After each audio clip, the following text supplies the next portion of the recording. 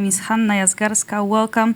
And today I'm here with Mrs. Päivi Räsänen, currently under trial for publishing Bible verses and former Minister of Interior of Finland.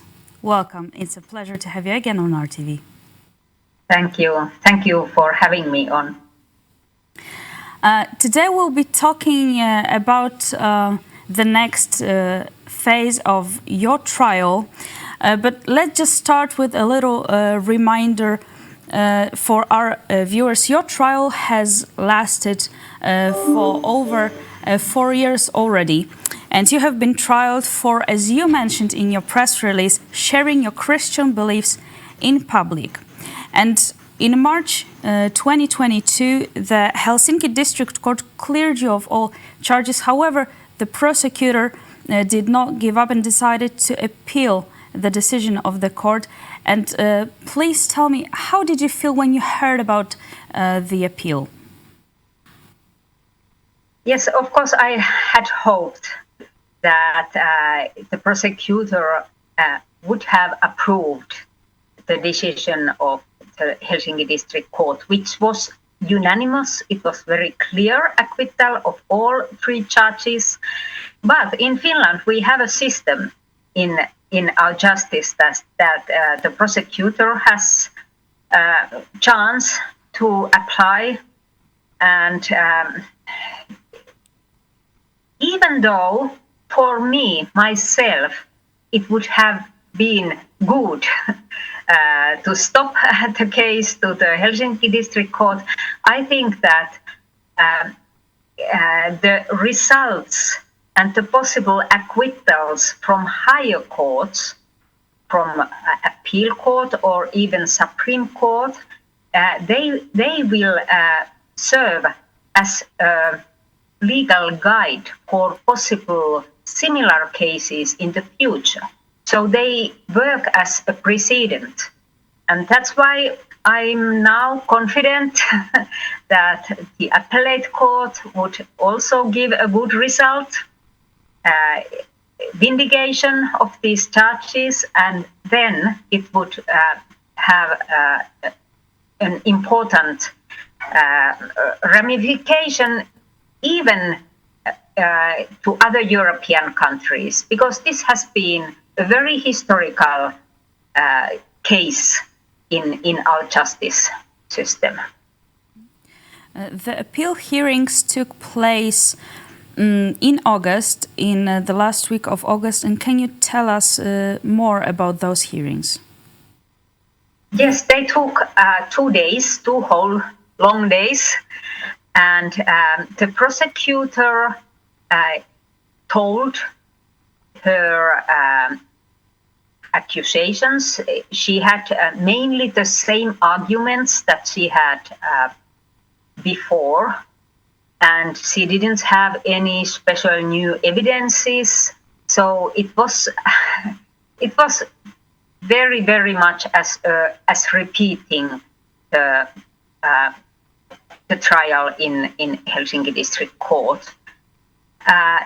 She focused in some details in my pamphlet, and she asked again and again also some religious questions, and she claimed that if I speak about sin, it makes some people inferior to other people. So she claimed that I had said that some people are inferior to other people. I have never said anything like that, and also the Helsinki District Court told that they had not found such statements in my writings or in my speeches.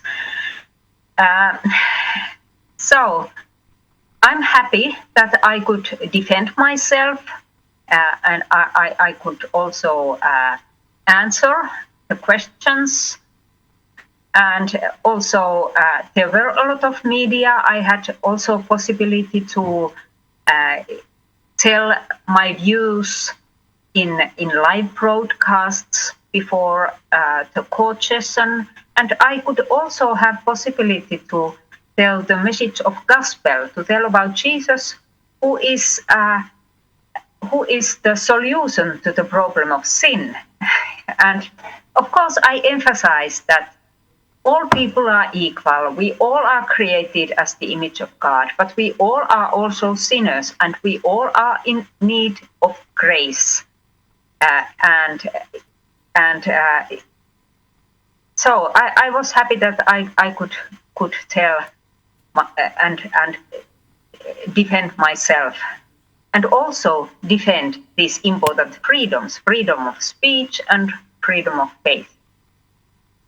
And what verdict do you expect, and what are your plans after the trial?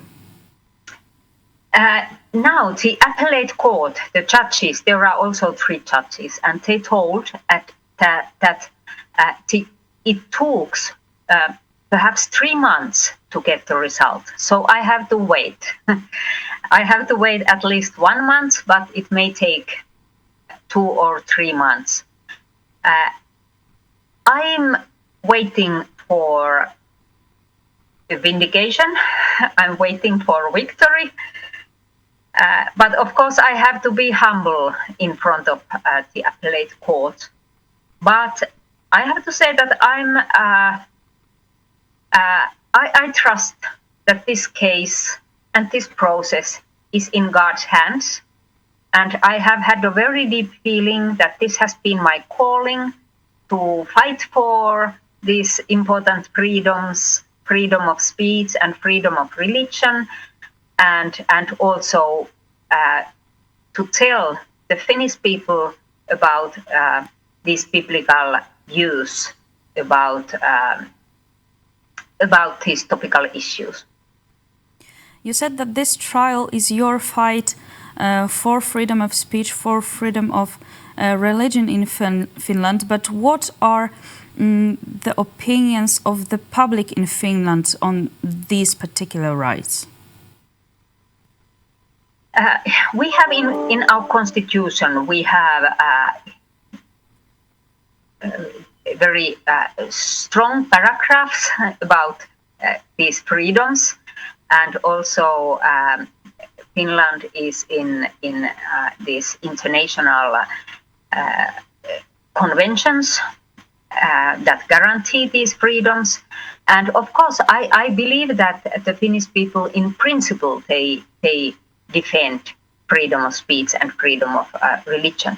But the problem is that when we speak about such concept as hate speech, nowadays, some people, for example, in the LGBT community, they think that the biblical teachings are part of hate speech, and they are ready to restrict freedom of speech. For example, the prosecutor herself said that it is not. She thinks that it is criminal to express your faith in the Bible in these issues, and she would like to restrict these freedoms. So we have also, I would say that the Finnish people, Finnish population, it is divided in respect of this issue. Thank you for those words. And finally, let's take a look at your trial in a broader perspective, since trials like yours do not take place only in Finland, but also in other countries, also here in Poland. Trials for sharing Christian values are happening more often. In Poland, Pavel Chojecki, the editor-in-chief of Against the Tide TV and a Protestant pastor, has been sentenced to 8 months of restriction of liberty in the form of community service. And that was all for criticizing the Polish president and discussing Catholic dogma. And on what grounds do you, a former minister, think trials like that take place in free democratic countries? Yes, I know that there are more and more cases in European countries where Christians are accused for their views and for expressing their faith. And it worries me. I don't know very well this Polish case, but I have heard about many cases in European countries. And in fact, in many European countries, there are laws about hate speech. For example, agitation against minorities or that kind of laws. And that's why in many countries, Christians are worried about this my case, that if I would be convicted, it would have consequences and ramifications also to other countries, because, for example, the LGBTQ network, it is very working very heavily also in other European countries.